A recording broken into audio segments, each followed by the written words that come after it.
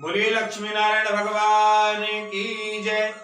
आइए आज आपको शनिवार व्रत का महत्व और उसकी विधि बतलाते हैं। आकाश गंगा के सभी ग्रहों में शनि ग्रह का मनुष्य पर सबसे अधिक प्रभाव होता है। शनि हानिकारक प्रकोप करते हैं। शनि की कुदृष्टि राजाओं तक के वैभव को भी नष्ट कर देती है और शनि की साढ़े साती या शनि की दशा जीवन में अनेक दुखों को, विपत्तियों को समावेश कराती है। शनि देवता की कुदृष्टि होने के कारण उससे बचने के लिए हमको शनिवार का व्रत करना चाहिए। शनि देवता की पूजा अर्चना करनी चाहिए। शनि स्तोत्र का पाठ मनुष्य को करना चाहिए।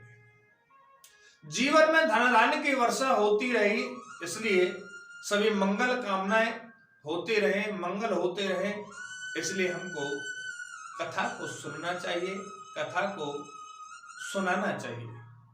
श्रावण मास में शनिवार का व्रत प्रारंभ करने का विशेष महत्व है। व्रत करने वाले स्त्री हो या पुरुष, दोनों को नदी या कुएं पर जाकर के जल से स्नान करके पीपल के वृक्ष पर जल अर्पण करना चाहिए। लोहे से बने शनि देवता की मूर्ति के पंचामृत से स्नान करा करके चावल से 24 दल के कमल बना करके उस पर उसको स्थापित करें। काले तिल से उनकी पूजा करें, काले फूल से उनकी पूजा करें, धूप दिखा करके तेल से उनकी आरती करें, तेल उन पर चढ़ाएं। पूजा करते हुए शनि देव के जो 10 नाम हैं उनका उच्चारण करते रहें। मैं आपको बता देता हूं शनि देवता के 10 नाम कौन कौन से हैं। सबसे पहला नाम कौणस्थ, कृष्ण, पिपला, सौरी, यम, पिंगलो, रौद्रत्वो, बभ्रु, मंद और शनिश्चर। ये शनि देवता के 10 नाम हैं। पीपल के वृक्ष के तने पर सूत के धागे से 7 परिक्रमा करें। शनिवार की पूजा सूर्योदय के समय सबसे श्रेष्ठ मानी जाती है। 7 शनिवार तक व्रत करते हुए शनि के प्रकोप से सुरक्षा के लिए शनि मंत्र का जाप करें और अन्य श्रद्धाओं के साथ में शनि देव की आहुति प्रदान करें। शब्दाओं में सबसे पहले राहु की कुदृष्टि से सुरक्षा पाने के लिए दूर्वा की शंधा का प्रयोग करें। केतु से सुरक्षा पाने के लिए कुशा की शंधा से हवन करें। उसमें कृष्ण जो काले जौ होते हैं, काले तिल, उन दोनों से मिला करके थोड़ा सा मिष्ठान डाल करके 108 बार आहुति प्रदान करनी चाहिए। फिर अपनी आर्थिक क्षमता के अनुसार ब्राह्मण को भोजन कराकर लोहू वस्तु, धन आदि का दान अवश्य करें। शनि का व्रत और पूजा करने से शनि देवता का प्रकोप से सुरक्षा के साथ साथ राहु केतु की कुदृष्टि से भी हम सबकी सुरक्षा हो जाती है। व्रत करने से अनेक प्रकार के संपत्ति, सामाजिक सम्मान, बुद्धि का विकास और परिवार में पुत्र पौत्र की प्राप्ति होती है। सभी मनोकामनाएं पूर्ण होती है। आइए हम जानते हैं शनि देवता के बारे में, क्योंकि शनि देवता एक ऐसे ग्रह हैं जो मंद चलते हैं, जिसे कहते हैं धीरे धीरे चलना। इसलिए एक राशि से दूसरी राशि में परिवर्तित करते हैं तो 2.5 साल लग जाता है उनको। इसको भी हम आगे बताएंगे। आइए आगे कथा श्रवण कराते हैं। एक समय स्वर्ग काल में सबसे बड़ा कौन, ये प्रश्न उठा। ये प्रश्न को लेकर सभी देवता वाद विवाद प्रारंभ हो गया।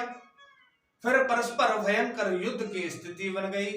सभी देवता देवराज इंद्र के पास पहुंचे और बोले, हे देवराज, आपको निर्णय करना होगा कि हम नवग्रहों में से सबसे बड़ा कौन है। देवताओं का प्रश्न सुनकर देवराज इंद्र उलझ में पड़ गए और कुछ देर तक सोचकर बोले, हे देवगणों, मैं इस प्रश्न का उत्तर देने में असमर्थ हूं। पृथ्वी लोक में उज्जयिनी नगरी में एक राजा विक्रमादित्य का राज्य है। हम सब राजा विक्रमादित्य के पास चलते हैं, क्योंकि विक्रमादित्य न्याय करने वाले अत्यंत ही लोकप्रिय, उनके सिंहासन में अवश्य ही कोई जादू है कि उस पर बैठकर राजा विक्रमादित्य दूध का दूध और पानी का पानी अलग करने का न्याय करते हैं। देवराज इंद्र के आदेश पर सभी देवता पृथ्वी लोक से उज्जयिनी नगरी पहुंचे। देवताओं के आगमन का समाचार सुनकर स्वयं राजा विक्रमादित्य ने उनका स्वागत किया। महल में पहुंचकर सब देवताओं ने उनसे अपना प्रश्न पूछा और राजा विक्रमादित्य भी कुछ देर के लिए परेशान हो गए, क्योंकि सभी देवता अपने अपने शक्तियों के कारण महाशक्तिशाली थे। किसी को भी छोटा या बड़ा कह देना उनके क्रोध के प्रकोप के भयंकर हानि पहुंचा सकते हैं। तभी राजा विक्रमादित्य को एक उपाय सूझा और उन्होंने विभिन्न धातुओं के, जैसे कि स्वर्ण का, रजत चांदी का, कांसे का, तांबे का, सीसा का, रांगा का, जस्ता का, अब्रह्म व लोहे के 9 आसन बनवाए। धातुओं के गुणों के अनुसार सभी आसनों पर एक दूसरे के पीछे रखवाकर उन्होंने देवताओं को अपने अपने सिंहासन पर बैठने के लिए कहा। सब देवताओं को बैठने के बाद राजा विक्रमादित्य ने कहा, आपका निर्णय तो स्वयं हो गया। जो सबसे पहले सिंहासन पर विराजमान है वही सबसे बड़ा है। राजा विक्रमादित्य के निर्णय को सुनकर शनि देवता सबसे पीछे आसन पर जाकर के बैठे और छोटा जानकर क्रोधित होकर, राजा विक्रमादित्य, तुमने सबसे पीछे बिठाकर मेरा अपमान किया है। तुम मेरी शक्तियों को परिचित नहीं हो। मैं तुम्हारा सर्वनाश कर दूंगा, क्योंकि कहा गया है सूर्य एक राशि पर 1 महीने रहता है, चंद्रमा एक राशि पर 2.25 दिन रहता है, मंगल 1.5 महीने रहता है, बुध और शुक्र 1 महीने रहते हैं, बृहस्पति देवता 13 महीने एक राशि पर रहते हैं। लेकिन मैं किसी राशि पर 7.5 वर्ष तक, जिसे 7.5 कहा जाता है, तब तक रहता हूं। बड़े बड़े देवताओं को मैंने अपने प्रकोप से पीड़ित कर दिया है और राजा को 7.5 के कारण ही वन में जाकर रहना पड़ा। रावण को 7.5 के कारण युद्ध में मृत्यु का शिकार होना पड़ा, उसका वंश का सर्वनाश हो गया। राजा, अब तू मेरे प्रकोप से नहीं बच सकता। राजा विक्रमादित्य शनि देवता के प्रकोप से थोड़ा भयभीत हुए, लेकिन उन्होंने मन में विचार किया, मेरे भाग्य में जो लिखा होगा ज्यादा से ज्यादा वही तो होगा। फिर शनि देवता के प्रकोप से भयभीत होकर क्या आवश्यक है, उनके बाद अन्य ग्रहों के देवता को तो प्रसन्नता के साथ में चले गए, परंतु शनिदेव बड़े क्रोधित के साथ में वहां से विदा हुए। राजा विक्रमादित्य सबसे पहले की तरह ही न्याय करते रहे और उनके राज्य में सभी स्त्री पुरुष बहुत आनंद के साथ जीवन यापन करते थे। कुछ दिन ऐसे ये बीत गए। उधर शनि देवता अपने अपमान को भूले नहीं। विक्रमादित्य बदला लेने के लिए एक दिन शनिदेव ने घोड़े के व्यापारी का रूप धारण किया और बहुत से घोड़ों के साथ में उज्जयिनी नगरी में पहुंचे। राजा विक्रमादित्य ने राज्य में किसी घोड़े के व्यापारी को आने का समाचार सुना तो अपने अश्व पालन, जिसे घोड़ाओं का पालन करते हैं, अश्वपालन को कुछ घोड़े खरीदने के लिए भेजा। अश्वपालन ने वहां जाकर घोड़े को देखा तो बहुत खुश हुआ, लेकिन घोड़ा का मूल्य सुनकर उसे बहुत हैरानी हुई। घोड़े बहुत कीमती के थे। अश्वपाल ने जब वापस लौटकर इस संबंध में बताया कि तो राजा विक्रमादित्य ने स्वयं आकर एक सुंदर व शक्तिशाली घोड़े को पसंद किया।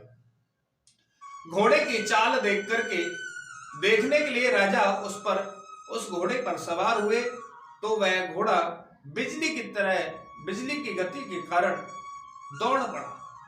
तेजी से दौड़ता हुआ घोड़ा राजा को दूर एक जंगल में ले गया और वहां राजा को गिराकर जंगल से कहीं गायब हो गया। राजा अपने नगर को लौटने के लिए जंगल में भटकने लगा, लेकिन उसे लौटने का कोई रास्ता नहीं मिला। राजा पानी मांगा। पानी पीकर राजा बहुत प्रसन्न हुआ। उसको रास्ते में प्यास लगी। उसने एक वनचारी को देखा जो वन के अंदर गाय भैंसों को चराते, उसको देखा। उससे कहा कि भाई मुझे प्यास लगी है, आप मुझे पानी पिला दें। आज राजा ने पानी पिया और अपनी अंगूठी उतार कर उसे दे दी और उसने रास्ता पूछकर वहां जंगल से निकलकर पास के नगर में पहुंच गया। राजा ने एक सेठ की दुकान पर बैठकर कुछ देर आराम किया। उस सेठ ने राजा के बातचीत की तो राजा ने उसे बताया कि मैं उज्जैनी नगर के से आया हूं। राजा कुछ देर तक दुकान पर बैठने से ही सेठ जी की बहुत बिक्री होने लगी और सेठ जी राजा को बहुत भाग्यशाली समझने लगे। जब भाग्यशाली समझा और खुश होकर उसने सेठ जी ने उसको अपने घर पर ले गए और घर पर विश्राम करने के लिए कह दिया। सेठ जी का एक हार अंगूठी पर टंगा हुआ था, क्योंकि जब समय खराब आता है तो कुछ भी हो जाता है। राजा देख रहा है कि अंगूठी टंगी हुई है एक कील पर और धीरे खूंटी पर टंगी हुई है और खूंटी धीरे धीरे उस हार को खा रही है। जैसे ही राजा देख रहा है कि खूंटी हार को निगल रही है। राजा बड़ा आश्चर्य हुआ। आश्चर्यजनक घटना उसके सामने घटी और जैसे ही सेठ जी ने कमरे में लौटकर हार को देखा तो वह गायब पाया। राजा को चोरी का इल्जाम लगा। चोरी के संदेह में राजा पर ही उंगली उठाई गई और उसको पकड़ करके वहां के उस सेठ ने अपने मंत्रियों से कहा, अपने नौकर चाकरों से कहा कि इस परदेशियों को रस्सी से बांधकर राजा के पास लेकर चलते हैं। राजा ने विक्रमादित्य के हार के बारे में पूछा तो उसने बताया कि महाराज देखते ही देखते खूंटी ने हार को निगल लिया। इस पर राजा ने क्रोधित होकर चोरी करने का आरोप विक्रमादित्य के कारण हाथ पांव कटवा दिए।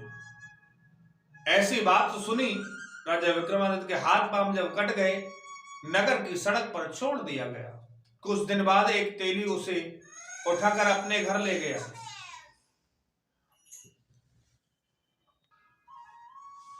तेली जैसे ही उसको देखा और अपने घर लेकर जाने लगा, उसने देखा ये किसी काम का नहीं है। उस राजा आवाज देकर बैलों को हाँकने के लिए उसे बैलों की गाड़ी पर बिठा दिया। इस तरह तेली का बैल चलाता रहा और राजा को भोजन मिलता रहा। शनि के प्रकोप से 7.5 पूरे होने पर वर्षा ऋतु प्रारंभ हुई। राजा विक्रमादित्य एक रात मेघ मल्हार गा रहा था और कि तभी उसी समय नगर के राजा की लड़की राजकुमारी मोहिनी रथ पर सवार होकर के उस तेली के घर के पास से होकर के गुजर रही थी। उसने मेघ मल्हार सुना तो उसे बहुत अच्छा लगा। दासी को भेजकर गाने वाले को बुलाने के लिए कहा। दासी ने लौटकर राजकुमारी के अपंग राजा के बारे में सब कुछ बता दिया। राजकुमारी उसके मेघ मल्हार से बहुत मोहित हुई थी। उसने सब कुछ जानकर भी अपंग राजा के साथ में विवाह करने का निश्चय कर लिया। राजकुमारी ने अपने माता पिता से जब यह बात कही तो वह हैरान रह गए। राजा को लगा कि उसकी बेटी पागल हो गई है। रानी ने मोहिनी को समझाया, बेटी तेरे भाग्य में तो किसी राजा का ही पुत्र होना चाहिए, फिर तू उस अपंग से विवाह करना क्यों चाहती है जिसके पांव ही नहीं है? अपने पैरों पर कुल्हाड़ी क्यों मारना चाह रही है? राजा ने किसी सुंदर राजकुमार से उसका विवाह करने की बात कही, लेकिन राजकुमारी अपनी जिद नहीं छोड़ रही थी। अपनी जिद पूरी करने के लिए उसने भोजन को त्याग दिया, भोजन को छोड़ दिया और निश्चय करके राजा आखिरकार राजा रानी को विवश होकर अपंग विक्रमादित्य के साथ में राजकुमारी का विवाह करना पड़ा। और जब राजकुमारी का विवाह करना पड़ा, विवाह के बाद राजा विक्रमादित्य और राजकुमारी तेली के घर में रह रहे थे। उसी रात स्वप्न में शनिदेव महाराज ने कहा, हे राजा, तुम मेरे प्रकोप से देख लिया ना, मेरा प्रकोप कैसा है? मैंने तुम्हें अपने अपमान का दंड दिया है। राजा ने शनिदेव से क्षमा करने को कहा और प्रार्थना की, हे शनि देवता, आपने जितना दुख मुझे दिया है अन्य किसी को न देना। शनिदेव ने कुछ सोचकर कहा, राजा, मैं तुम्हारी प्रार्थना से स्वीकार हूं, मैं तुम्हारी प्रार्थना स्वीकार करता हूं।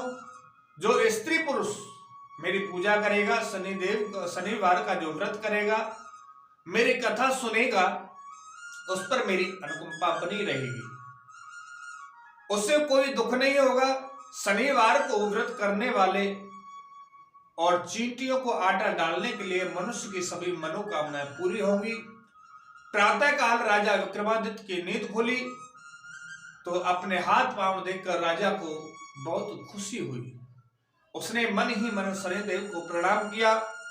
राजकुमारी भी राजा के हाथ पांव सही सलामत देखकर आश्चर्य में डूब गई। तब राजा विक्रमादित्य ने अपने परिचय देते हुए शनिदेव के प्रकोप की सारी कहानी सुनाई। सेठ को जब इस बात का पता चला तो दौड़ता हुआ तेली के घर पहुंचा और राजा के चरणों में गिरकर क्षमा मांगने लगा।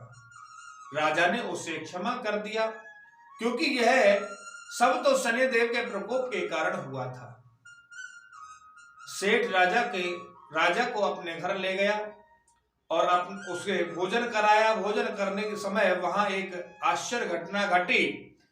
सबको देखते देखते वह जो खूंटी बनी हुई थी दीवार में, वह पुनः हार को उगल रही थी। सेठ जी ने अपनी बेटी का विवाह राजा के साथ कर दिया।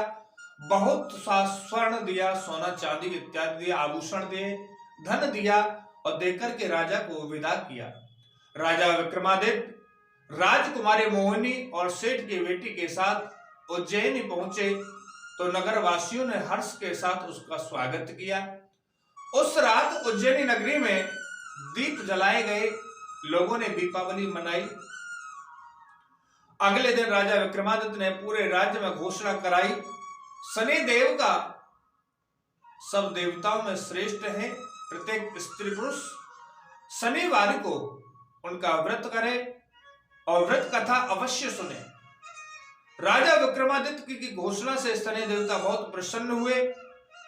शनिवार का व्रत करने और कथा सुनने से या कथा सुनाने से, व्रत करने से सभी मनोकामनाएं पूरी हो जाती हैं। शनि देवता की अनुकंपा से सभी पूरे हो जाते हैं, सभी कार्य पूरे हो जाते हैं, सभी लोग आनंद पूर्वक रहने लगते हैं।